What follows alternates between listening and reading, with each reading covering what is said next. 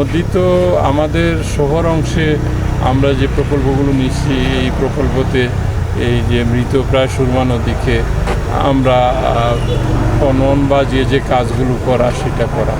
তাছাড়াও সিলেটের তো অনেক ধরনের সমস্যা আছে, সেই বরাক থেকে সুরমা কুশিয়ারার উৎপত্তিস্থল জকিগঞ্জের আমলসি থেকে শুরু করে সেই আপনার সুনামগঞ্জ হবিগঞ্জের মারকুলি পর্যন্ত এই নদীটাও খনন করার জন্য পানি উন্নয়ন বোর্ড এবং পানি উন্নয়ন মন্ত্রণালয় তারা প্রকল্প নিয়েছে, সেই কাজগুলো হবে।